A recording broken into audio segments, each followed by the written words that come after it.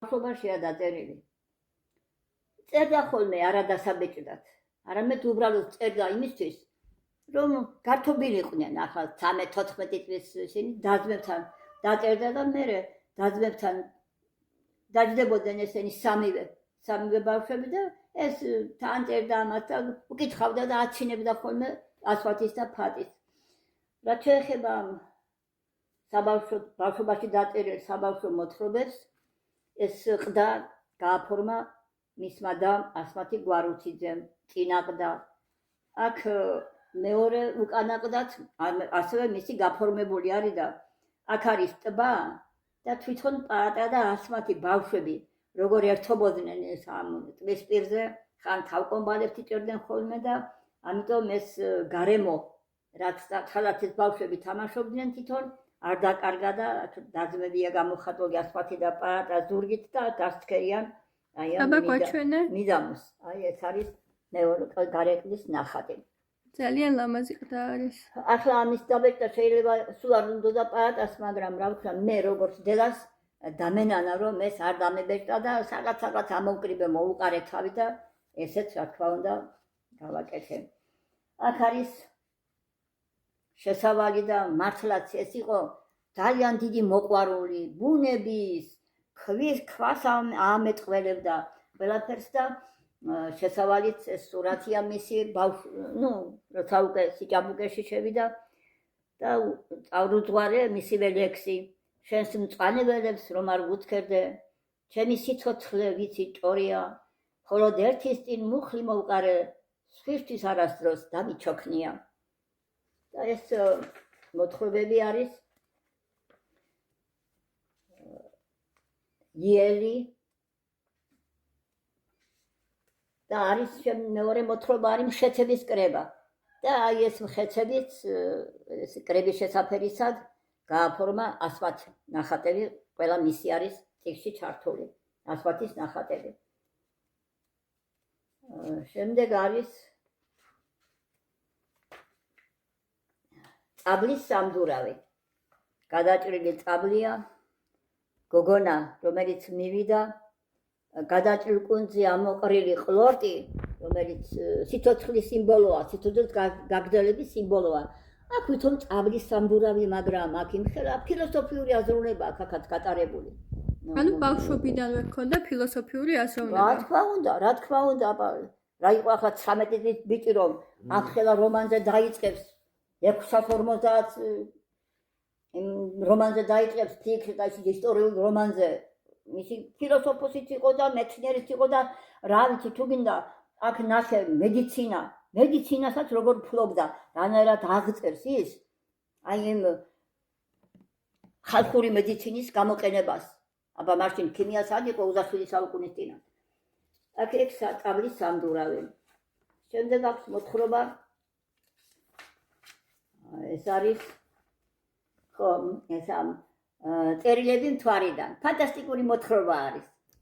გვაჩვენიება ნახატი. განსაკუთრებით დიდი მოთხოვნილება იყო მთვარეზე და ახლა ამბობს ხო ეს როგორც ზღაპრული ისე და ფანტასტიკური არის რომ მთვარე წარმოადგენს მარილშო, ტყიტყვეს წარმოადგენსო და ხოლა მოსახლეობას ქოლა დიდი მოთხოვნილება მარილზე და ეს არის თვითონ პაატა ახლა როგორც ის აიტაცა მთვარეზე ქარბობოლა და ესა მარილი რომელიც არის განაწილებული ნორმით და ესა დარაჯი და ანაწილებსა თან ყარაულობს დარაჯობს ამ იმას მარილს და ეს მეგობარი გავიჩინეო და მან ბევრი ამბები მიამბო და აქედან 5 დაბანახსოვრდაო და იმ 5-ს წერს რაც ვაბო იმ მთვარეზე ყოფნა მეგობარმა. ეს არის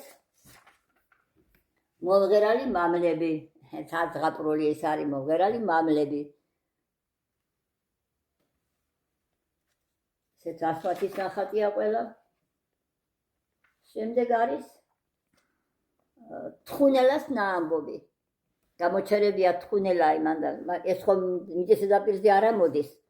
აქ და ბუნებაშია და ცოტა მიწა აქ ამოყრილი და სულ რომ დაიმალა ეს არ შეიძლებოდა და თან ბუნება აქ გაფორმებული ასფალტის ნახატია ესეც. შემდეგ არის ხო ესაა თხუნელას ნაამბობია.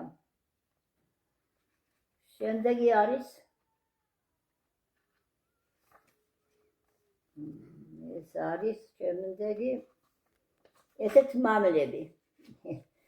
მამლები და აქ არის ორი მამალი, რომელიც ერთ-ერთმა მეომარმა მამალმა იპოვა კვერცხები გამოჩეკა და გამოიჩეკენ ტიტილები. აქაც ახლა ისეთნაირად აქ აი ძალიან იმათ აქვს აღწერილი ყველაფერი. შემდეგ თვითონაც მოგზაურობდა, მოგზაური იყო და საგზალი ქონა წაღებული, იქ მერე მივიდნენ ნიშნობაზე, მერე ხადირდება და ასეთნაირად მერე აქვს მოცემული ცოტა დიდობა, ნუ 15 წლის რომ იყო უსამართლო სამართალი, აქ მოცემულია ცხოვრებისეული საკითხი. ახალი პოსტალიონი აქვს დაწერილი, აქ უკვე ნახატები ჩვენ აღარ აგვაქვს, იმიტომ რომ აღარ შეესაბამებოდა მას და აქვს მერე იუმორისტულები აქვს უფრო მეტად აქაც. აქვს შემდეგ საუბარი ჭკვიან კაცთან. და აქ ძალიან საინტერესოდ იწყებს. საუბარი ჭკვიან კაცთანო. ბრძენი ქალი ყოფილა ბებიაჩენი. დაბადებიდან სულ იმას ჩამჩიჩინებდა, შვირო განათლებულ კაცთან ლაპარაკს არაფერი ჯობს, თუ ვერაფერს ისწავლის სიკეთეს მისგან, სიგლახის სწავლას მაინც გადარჩები. მისი სივრცე მაშინ დავმამტკიცე, როცა მისი მოსამართლესთან მომიწია გასაუბრება და აქ წერს მერე იუმორისტულად აღწერს, როგორ შეხვდა მოსამართლეს, აკეთა, როგორ დაარიგა იმ ჭკვიანმა კაცმა და სასაცილო ფორმაში არის, რა თქმა უნდა. ესაა ბავშვობაში დაწერილი საბავშვო მოთხრობები. ასე რომ 5 წიგნის გამოცემა, თავმოყრა, მათი ტექსტის გასწორება, ესენი ყველაფერი შევძელი. ამ 5-ვე წიგნის რედაქტორი არის ჩვენი ოჯახის მეგობარი, პაატას უერთგულესი მეგობარი და უკეთილშობილესი ადამიანი გიორგი დვალაშვილი. აი უღრმესი მადლობა მას. ჩემგან კი არა, მთელი სანათესაო არის მისი მადლიერი. და ერთმა დიდხანს აცოცხლოს, ერთმა არ ვიცი. ისეთი პიროვნება, რომელიც ამ ხელაშრომა გაწია, მე არ გამიხედავს იწვის გარეთ და თვითონ ყველაფერს ჩაუდგა სათავეში, გარდა იმისა, რაც არ მივაწოდე ესენი. არ ვიცი, ეს მეცნიერი კაცი როგორ ნახულობდა დროს, საამისოდ და ასე, მე არ მესმის მისი ასეთი თავდადება. აი ეს არის მეგობრობის უანგარობის და რა ვიცი, თავდადების დიდი მაგალითი. დიდი მაგალითია.